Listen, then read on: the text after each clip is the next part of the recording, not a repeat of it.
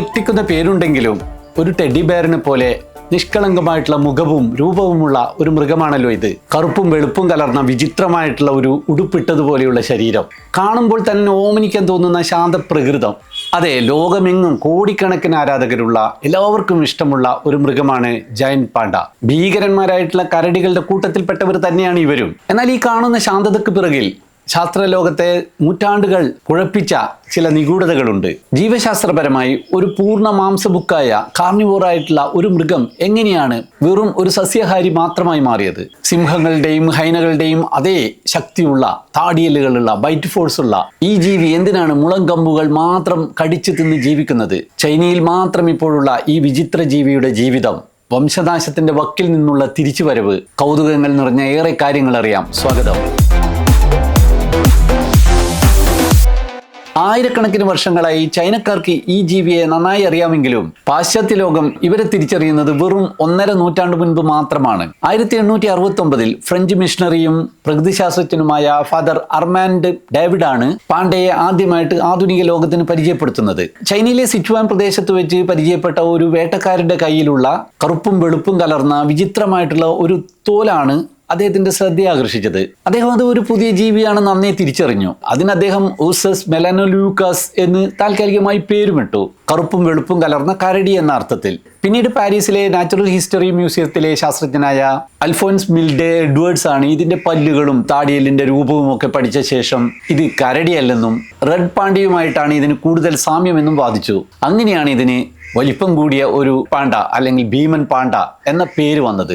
എന്നാൽ അവിടെ നിന്ന് ഇങ്ങോട്ട് ശാസ്ത്രലോകത്ത് വലിയൊരു തർക്കമുടലെടുത്തു. ഇത് കരടിയാണോ റാക്കൂൺ വർഗമാണോ എന്ന വലിയ ഒരു ഡിബേറ്റ്. ഇത് റെഡ് പാണ്ടയുടെ ബന്ധുവാണെന്ന് പലരും വാദിച്ചു. എന്തായാലും രൂപത്തിൽ കരടിയെ പോലെ ഇരിക്കുമെങ്കിലും ഇവയുടെ പല്ലുകളും താടിയലും ഒക്കെ റെഡ് പാണ്ടയുമായിട്ട് വലിയ സാമ്യമുള്ളതായിരുന്നു.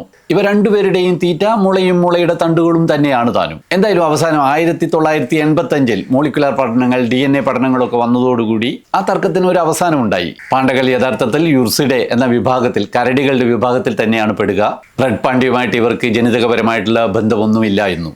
എന്തായാലും പണ്ടേയിട്ട പേര് മാറ്റണ്ട എന്ന തീരുമാനത്തിൽ ഇപ്പോഴും ജയന്റ് പാണ്ട എന്ന് വിളിക്കുന്നു എന്ന് മാത്രം. ഏകദേശം 19 മില്യൺ വർഷങ്ങൾക്ക് മുമ്പാണ് ഇവ കരടികളുടെ വിഭാഗത്തിൽ നിന്നും വേർതിരിഞ്ഞ് ഇത്തരത്തിലുള്ള ഒരു വ്യത്യസ്തമായിട്ടുള്ള ജീവിവർഗമായിട്ട് മാറിയത്, പരിണമിച്ചത് എന്നാണ് കരുതപ്പെടുന്നത്. 8 മില്യൺ വർഷങ്ങൾക്ക് മുമ്പ് ജീവിച്ചിരുന്ന ഐലുറാക്ടോസ് എന്ന ജീവിയാണ് ഇന്ന് നമ്മൾ കാണുന്ന ഭീമൻ പാണ്ടകളുടെയൊക്കെ ആദ്യകാല പൂർവികർ എന്നാണ് കരുതപ്പെടുന്നത്. ഇവിടെയാണ് പരിണാമത്തിൽ ഒരു അത്ഭുതം ഒളിഞ്ഞിരിക്കുന്നത്. ജനിതകപരമായിട്ട് പാണ്ടകൾ ഇപ്പോഴും മാംസബുക്കുകളാണ്. അവയുടെ ദഹനവ്യൂഹം മാംസം ദഹിപ്പിക്കാൻ പാകത്തിലുള്ളതാണ്. അതായത് നീളം കുറഞ്ഞത്, ചെറുതാണ്. എന്നിട്ട് ഇവയ്ക്ക് എന്താണ് ഇങ്ങനെ മുള തിന്നുന്ന ശീലം വന്നത് എന്നത് വളരെ കൗതുകരമായിട്ടുള്ള ഒരു കാര്യമാണ്. ഏകദേശം 2 മില്യൺ വർഷങ്ങൾക്ക് മുമ്പ് ഇവയുടെ ശരീരത്തിൽ സംഭവിച്ച ഒരു വലിയ മ്യൂട്ടേഷനാണ് ഇതിനൊക്കെ കാരണം എന്നാണ് കണക്കാക്കപ്പെടുന്നത്.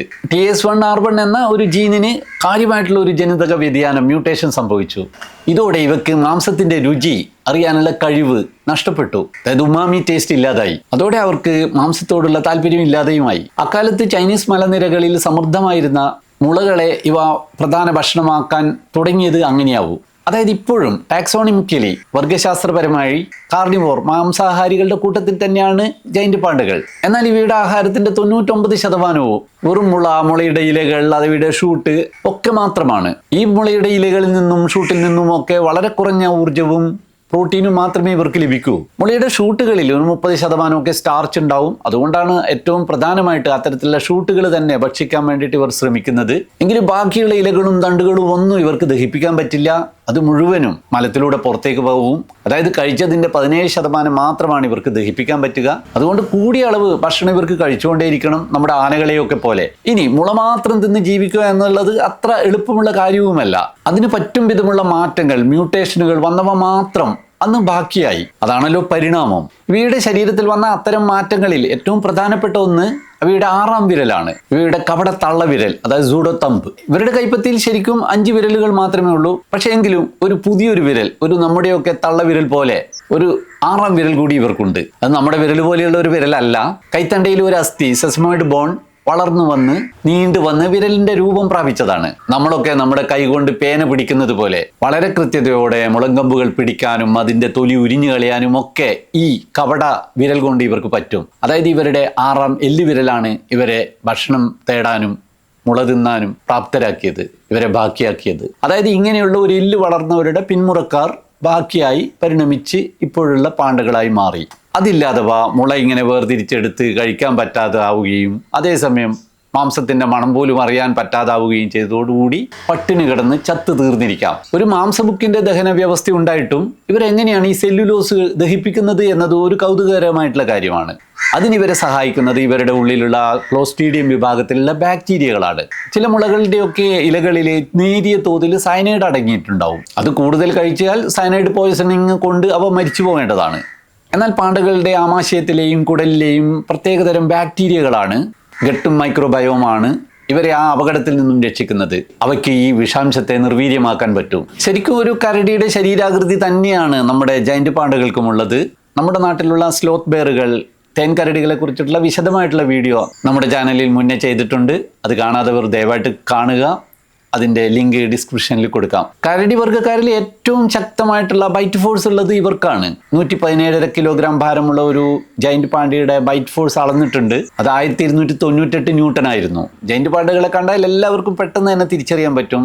അവയുടെ കാലുകൾ, ചെവി, തോളുകൾ എന്നിവയൊക്കെ കറുത്ത നിറത്തിലായിരിക്കും. ബാക്കിയെല്ലാം നല്ല വെളുത്ത രോമം കൊണ്ട് മൂടിയിട്ടുണ്ടാവും. അതുകൂടാതെ കണ്ണിന് ചുറ്റും നല്ല മുഖത്തെഴുത്ത് പോലെ മനോഹരമായിട്ടുള്ള അടയാളം, കറുപ്പ് അടയാളവും ഉണ്ടാവും. ഇവർക്കൊക്കെ 10-15 സെന്റിമീറ്റർ നീളമുള്ള ഒരു കുഞ്ഞു വാലും ഉണ്ടാവും. ശരാശരി മുതിർന്ന ജയന്റ് പാണ്ടകൾക്ക് 100 മുതൽ 115 കിലോഗ്രാം ഒക്കെ ഭാരമുണ്ടാവും. 3 മുതൽ 6 അടിയിലധികം ഉയരവും ഉണ്ടാവും. എങ്കിലും ചിലപ്പോൾ ചില ആൺ ജയന്റ് പാണ്ടകൾ 160 കിലോ ഒക്കെ ഭാരം വെക്കാം. എന്നാൽ ആൺപാണ്ടകളും പെൺപാണ്ടകളും തമ്മിൽ വലിപ്പത്തിൽ നല്ല വ്യത്യാസമുണ്ടാവും. പെൺപാണ്ടകൾ ആൺപാണ്ടകളെക്കാൾ നല്ല വലിപ്പക്കുറവുണ്ടാവും. ഇപ്പോഴിവ തെക്ക് പടിഞ്ഞാറൻ ചൈനയിലെ സമുദ്രനിരപ്പിൽ നിന്നും 1200 മുതൽ 3000 മീറ്റർ വരെ ഉയരമുള്ള 6 പർവ്വത പ്രദേശങ്ങളുടെ മലഞ്ചെരിവുകളിലെ മുളങ്കാടുകളിൽ മാത്രമാണുള്ളത്. പണ്ടിവർ മ്യാൻമർ മുതൽ വിയറ്റ്നാം വരെയുള്ള വിശാലമായിട്ടുള്ള പ്രദേശങ്ങളിൽ മുഴുവൻ ഉണ്ടായിരുന്നു. ഇവയുടെ പല്ലുകളും താടിയല്ലുകളും ഒക്കെ ഈ ഇത്തരത്തിലുള്ള ഭക്ഷണശീലത്തിന് വേണ്ടുന്ന വിധത്തിൽ പ്രത്യേകമായിട്ട് പരിണമിച്ചുണ്ടായതാണെന്ന് പറഞ്ഞല്ലോ. നല്ല ഉറപ്പുള്ള മുളന്തണ്ടുകൾ കടിച്ചു പൊട്ടിക്കാനും ചവച്ചരക്കാനും ഒക്കെ പറ്റുന്ന വിധത്തിൽ പരന്ന മോളാർ ടീത്തുകളാണ് ഇവർക്കുള്ളത്.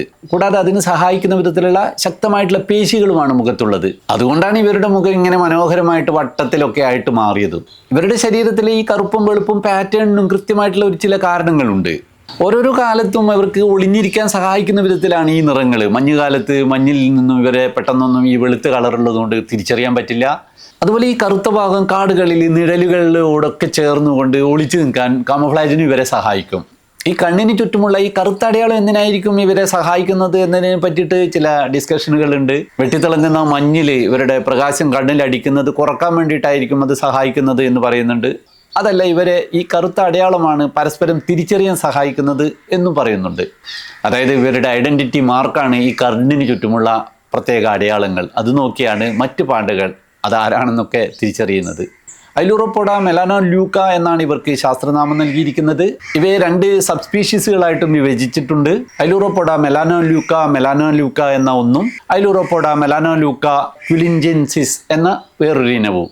സിറ്റുവാൻ പ്രദേശത്താണ് നമുക്ക് ഏറ്റവും പരിചിതമായിട്ടുള്ള വെള്ള നിറത്തിലുള്ള ജയന്റ് പാണ്ടകൾ ഉള്ളത്. ഇതിൽ നിന്നും വ്യത്യസ്തമായി ക്വിലിംഗ് മലനിരകളിലുള്ളവയാണ് മറ്റൊരു സബ്സ്പീഷീസ്. അതിനെയാണ് ക്വിലിൻജെൻസിസ് എന്ന് പേരിട്ടിരിക്കുന്നത്. ഇവയുടെ വെള്ള നിറം അല്പം ലൈറ്റ് ബ്രൗണും വെളുപ്പും ഒക്കെ കലർന്ന വിധത്തിലുള്ളതായിരിക്കും. കൂടാതെ ഇവയുടെ തലയോട്ടി അല്പം ചെറുതുമാണ്. ഒരു 3 ലക്ഷം വർഷങ്ങൾക്ക് മുമ്പായിരിക്കും ഇവർ തമ്മിൽ വേർതിരിഞ്ഞത് എന്നാണ് കണക്കാക്കപ്പെടുന്നത്. ഐലൂറോപോഡ മെലാനോലൂക്ക എന്ന ഇവരുടെ പേര് ലഭിച്ചത് ഗ്രീക്ക് പദങ്ങളിൽ നിന്നാണ്. ഐലൂറോ എന്നാൽ പൂച്ച എന്നും പോഡ എന്ന് പറഞ്ഞാൽ കാലു എന്നും ഒക്കെയാണ് അർത്ഥം. പൂച്ചയുടേതുപോലെയുള്ള പാദങ്ങളുള്ള എന്ന അർത്ഥത്തിൽ. മെലാനോലൂക്ക എന്നാൽ കറുപ്പും വെളുപ്പും നിറമുള്ളത് എന്ന അർത്ഥത്തിൽ. നമ്മുടെയൊക്കെ ശരീരത്തിന്റെ കറുപ്പ് നിറത്തിന് കാരണമായിട്ടുള്ള വർണ്ണകത്തിന് മെലാനിൻ എന്നാണല്ലോ നമ്മൾ വിളിക്കുന്നത്. അതുപോലെ നമ്മുടെ രക്തത്തിലെ ശ്വേതരക്താണുക്കളെ, വെളുത്ത രക്താണുക്കളെ നമ്മൾ ലുക്കോസൈറ്റുകൾ എന്നും വിളിക്കും. അതുകൊണ്ട് തന്നെ ആ 2 വാക്കുകളും നമുക്ക് വളരെ പരിചിതവുമാണ്, കറുപ്പും വെളുപ്പും. ഈ 2 പദങ്ങളും ഗ്രീക്ക് പദങ്ങളിൽ നിന്നും വന്നതാണ്. പാണ്ഡ്യയുടെ ശരീരത്തിലെ ആ കറുപ്പും വെളുപ്പും അടയാളങ്ങൾ സൂചിപ്പിക്കാനാണ് ഇത്തരത്തിലുള്ള ഒരു സ്പീഷീസ് നാമം ഇവർക്ക് നൽകിയത്. ഈ ജയന്റ് പാണ്ടകളെ കണ്ടെത്തി വർഗീകരിക്കുന്നതിനും 40 വർഷം മുമ്പേ തന്നെ റെഡ് പാണ്ടകളെ യൂറോപ്യന്മാർക്ക് നല്ല പരിചയമുണ്ടായിരുന്നു. അവ വർഗീകരിച്ച് പേരൊക്കെ ഇട്ടിരുന്നു. എലൂറസ് ഫുൾജൻസ് എന്നാണ് അതിന് അവർ പേര് നൽകിയിരുന്നത്. ആദ്യമായിട്ട് ഭീമൻ പാണ്ടകളെ കണ്ടെത്തി വർഗീകരിച്ചപ്പോൾ അവ കരടിയല്ല, റെഡ് പാണ്ടയുടെ വലിയൊരു വകഭേദമാണെന്ന് തെറ്റിദ്ധരിച്ച് അവയെയും പാണ്ട എന്ന് വിളിച്ചു എന്ന് മാത്രം. ജയന്റ് പാണ്ട എന്ന്. റെഡ് പാണ്ടയുടേത് പോലുള്ള കാലുകളുള്ളവ അല്ലെങ്കിൽ പൂച്ചയുടെ കാലുകൾ പോലെയുള്ളവ എന്ന അർത്ഥത്തിലാണ് എലൂറോപോഡ എന്ന ജീനസ് നാമം ഇവർക്ക് നൽകിയത്. റെഡ് പാണ്ട നമ്മുടെ ഇന്ത്യയിലും ഉണ്ടല്ലോ. ഞാനും അതിനെ കാണാൻ ഡാർജിലിംഗിനടുത്തുള്ള സിംഗാലിയ നാഷണൽ പാർക്കിലും സിക്കിമിലെ കാസിരംഗ നാഷണൽ പാർക്കിലും ഒക്കെ സഞ്ചരിച്ചിട്ടുണ്ട്.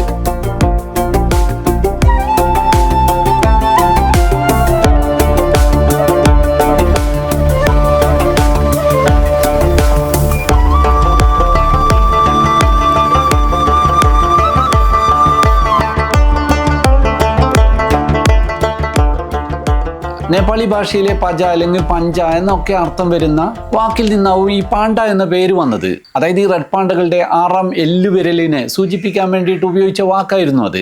പാണ്ടകൾ ശാന്തരാണെന്നൊക്കെ തോന്നുമെങ്കിലും അവരുടെ വലിപ്പത്തിനൊക്കാതെ വിചിത്രമായിട്ടുള്ള ശബ്ദങ്ങളൊക്കെ ചിലപ്പോൾ അവ ഉണ്ടാക്കും. ആടുകളെ പോലെ ബ്ലീറ്റ് ചെയ്യുക, നായ്ക്കളെ പോലെ കുരക്കുക, ഈ പേടിക്കുമ്പോഴൊക്കെ ചീറ്റുക, ഹിസിങ് സൗണ്ട് ഉണ്ടാക്കുക എന്നതൊക്കെ ഇവരുടെ ഒരു ആശയവിനിമയ രീതിയാണ്. കാടുകളിൽ പരസ്പരം കാണാതെ വരുമ്പോഴൊക്കെ ഇവർ ഇത്തരത്തിലുള്ള ശബ്ദങ്ങൾ കൊണ്ടാണ് ഇവർ അവരുടെ അതിർത്തികളൊക്കെ ഇങ്ങനെ നിശ്ചയിക്കുന്നതും സൂചിപ്പിക്കുന്നതും. അതോടൊപ്പം തന്നെ മലദ്വാരത്തിനടുത്തുള്ള ചില ഗ്രന്ഥികളിൽ നിന്നും പുറപ്പെടുവിക്കുന്ന ഫിറമോണുകൾ, ചില സ്രവങ്ങൾ അവിടെ ഇവിടെയൊക്കെ പൂശി വെക്കുകയും ചെയ്യും. കൗതുകരമായിട്ടുള്ള വേറൊരു കാര്യം ഇവരുടെ വെള്ളം കൂടിയാണ്. മറ്റു കരടികളെ പോലെ വെള്ളം നക്കി കുടിക്കാൻ ഈ പാണ്ടകൾക്ക് പറ്റില്ല. പകരം അവയുടെ തല വെള്ളത്തിൽ മുക്കി വെച്ച് കുതിരകളെ പോലെ വലിയ ശക്തിയിൽ വെള്ളം ഉള്ളിലേക്ക് വലിച്ച് എടുത്ത് കുടിക്കുകയാണ് ചെയ്യുക. എന്തായാലും പാണ്ടകളുടെ ജീവിതം അങ്ങനെ സംഭവ ബഹുലമല്ല. വെറും 2 കാര്യങ്ങളിൽ മാത്രമായിട്ടാണ് ഒതുങ്ങുക: ഭക്ഷണവും ഉറക്കവും. ഇണചേരലിന് പോലും താല്പര്യം കുറവാണ് ഇവർക്ക്.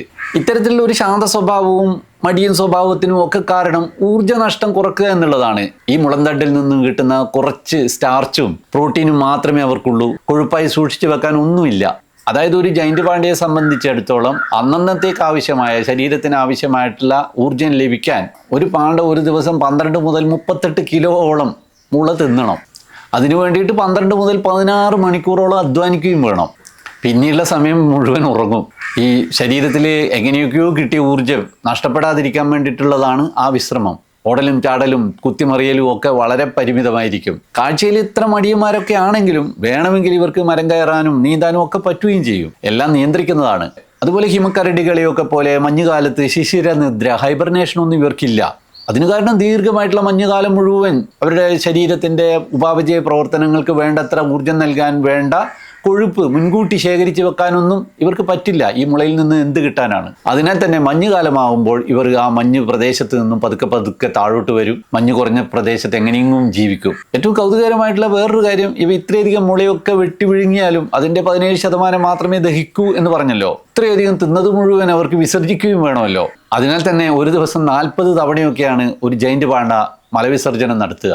അതായത് തൂറ്റി പണ്ടാരമടങ്ങും. വേറൊരു കൗതുകരമായിട്ടുള്ള കാര്യം, ഇവയുടെ കാഷ്ടത്തിൽ ഭൂരിഭാഗവും ഈ ദഹിക്കാത്ത മുളയുടെ നാരുകളും ഫൈബറുകളും ഒക്കെ ആയിരിക്കുമല്ലോ ഉണ്ടാകുക. അതിന് വലിയ ദുർഗന്ധമൊന്നും ഉണ്ടാവില്ല. അതിനെ തന്നെ അത് ശേഖരിച്ച് അതിൽ നിന്നും പേപ്പറും മറ്റു ഉൽപ്പന്നങ്ങളും ഒക്കെ നിർമ്മിക്കുന്ന ഒരു വലിയ വ്യവസായവും കൂടി ചൈനയിൽ ഇപ്പോൾ ഉരുത്തിരിഞ്ഞിട്ടുണ്ട്. ഈ മുള മാത്രമല്ല, അപൂർവമായിട്ട് ചില കാട്ടുപഴങ്ങളും ചത്ത ജീവികളെയും ഒക്കെ കൂടി ഇവർ ഭക്ഷിക്കാറുണ്ട്. ഇനി പാണ്ടകൾ വംശനാശത്തിന്റെ വക്കിലെത്തിയിരുന്നു എന്ന് പറഞ്ഞല്ലോ. മനുഷ്യർ മാത്രമല്ല ഇവരുടെ എണ്ണം കുറയാനുള്ള ഒരു കാരണം നേരത്തെ പറഞ്ഞ പോലെയുള്ള മടിയും കൂടിയാണ്. ഇണചേരാൻ പോലും മടിയുള്ളവരാണ് ഇവർ. വളരെ സങ്കീർണമാണ് ഇവരുടെ പ്രത്യുത്പാദന രീതികൾ. ഈ ജൈന്റ് പാണ്ടകൾ ഒറ്റക്ക് മാത്രം ജീവിക്കുന്നവരാണ്, കൂട്ടമായിട്ട് ജീവിക്കുന്നവരല്ല.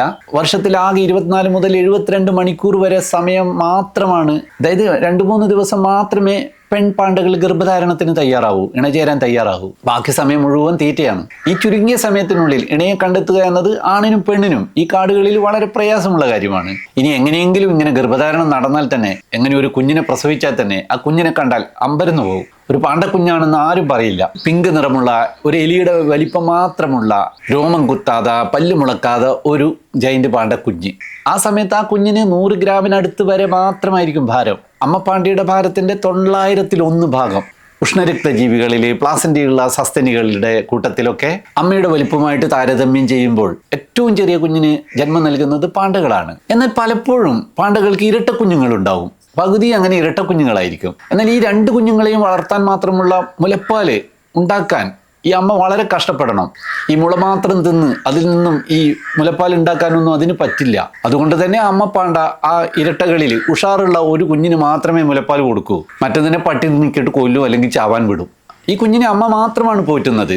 കൂടുതൽ സമയം തീറ്റയ്ക്ക് വേണ്ടി പോകേണ്ടതിനാൽ തന്നെ ആ സമയം അത്രയും കുഞ്ഞ് തികച്ചും അനാഥമാണ്. ഇരപിടിയന്മാർ ഈ കുഞ്ഞിനെ പിടിക്കാനുള്ള സാധ്യത വളരെ കൂടുതലാണ്. മഞ്ഞുപുലി, യെല്ലോ ത്രോട്ടഡ് മാർട്ടൻ, പരുന്തുകൾ, ഏഷ്യൻ ബ്ലാക്ക് ബെയറുകൾ, തെരുവുപട്ടികൾ ഒക്കെ ഈ കുഞ്ഞുങ്ങളെ കണ്ടെത്തുന്നു. ഇത്തിരി വലുതായാൽ പോലും പുലികളൊക്കെ ഇവയെ പിടിക്കും. എങ്കിലും 18 മുതൽ 24 മാസം വരെ, അതായത് 2 വർഷം വരെയും അമ്മ പാണ്ട കുഞ്ഞുങ്ങളെ പോറ്റും.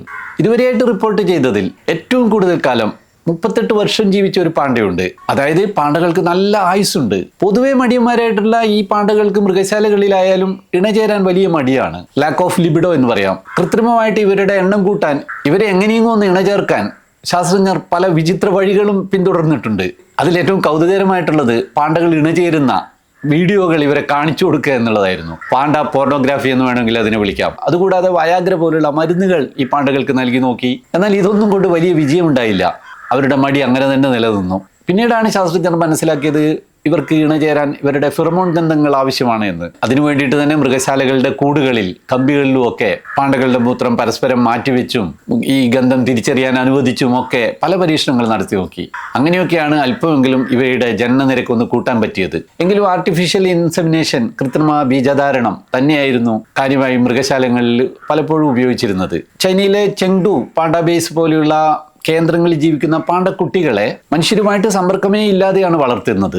അവയെ പരിപാലിക്കുന്നവർ പോലും പാണ്ടകളുടെ വേഷം ധരിച്ചാണ്, പാണ്ട സൂട്ടുകൾ ധരിച്ചിട്ടാണ് അവർക്ക് തീറ്റ കൊടുക്കുന്നതുമൊക്കെ. മനുഷ്യരുടെ ഗന്ധം അവ തിരിച്ചറിയാതിരിക്കാൻ വേണ്ടി ഈ വസ്ത്രങ്ങളിൽ പാണ്ടകളുടെ മൂത്രം തളിക്കുകയും ചെയ്യും. ഇങ്ങനെയൊക്കെ മനുഷ്യസ്പർശമില്ലാതെ, മനുഷ്യഗന്ധം അറിയാതെ, മനുഷ്യരെ കാണാതെ ഒക്കെ വളർത്തിയ മുനികുമാരന്മാരെ, ഗൃഹ്യശൃംഗന്മാരെ കാടുകളിലേക്ക് തന്നെ പിന്നീട് വളർച്ചയെത്തിയാൽ തുറന്നുവിടുകയും ചെയ്യും.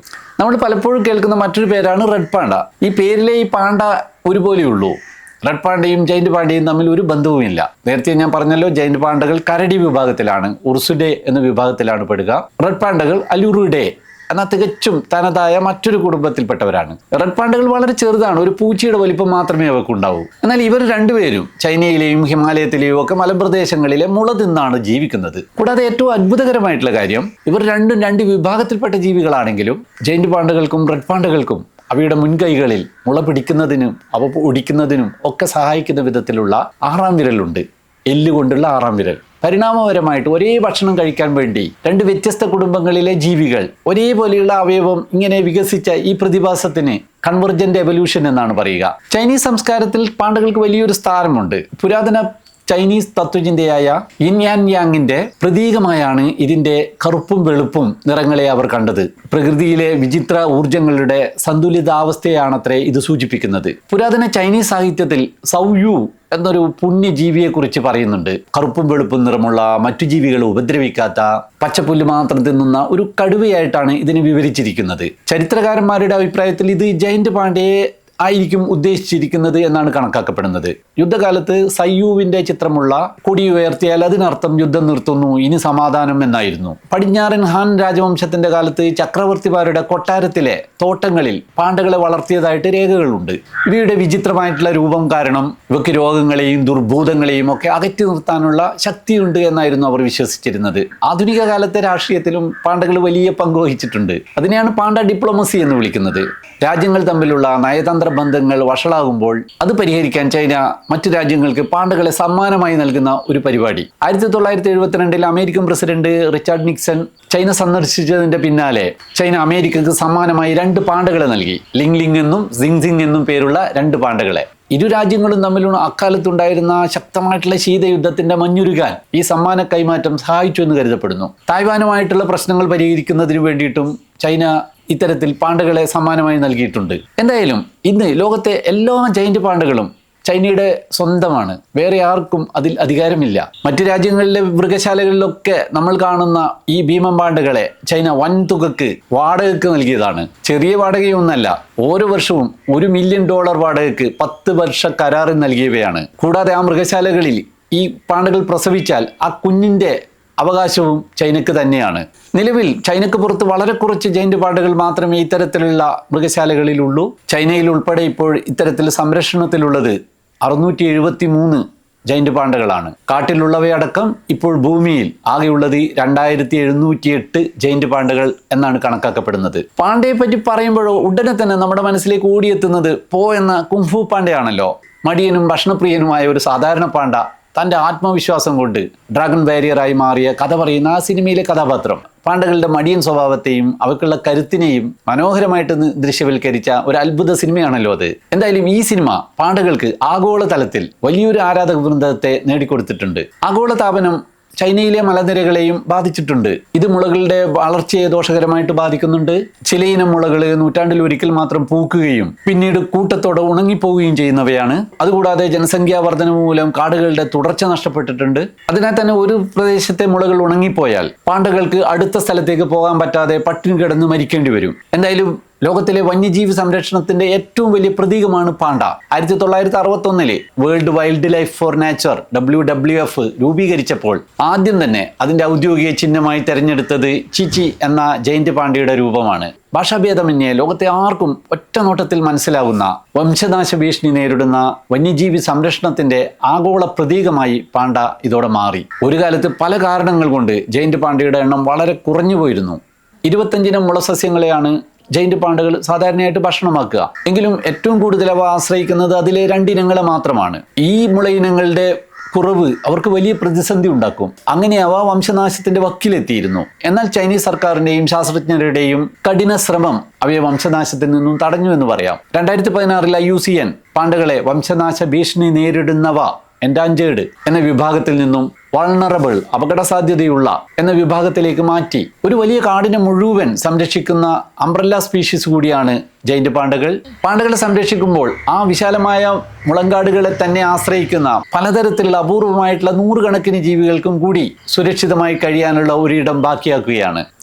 എന്തായാലും ഈ ജൈന്റ് പാണ്ടകൾ കാലയവനുകൾക്ക് ഉള്ളിലേക്ക് മറയാതെ വരും തലമുറക്ക് കൂടി കാണാൻ വേണ്ടി ബാക്കിയായി കിട്ടിയിട്ടുണ്ട്. ഇത്തരത്തിൽ പലതരത്തിലുള്ള ജീവവർഗങ്ങൾ നമ്മുടെ ഭൂമിയിൽ നിന്നും എന്നേക്കുമായിട്ട് അപ്രത്യക്ഷമാകാനുള്ള സാധ്യതകളുണ്ട്.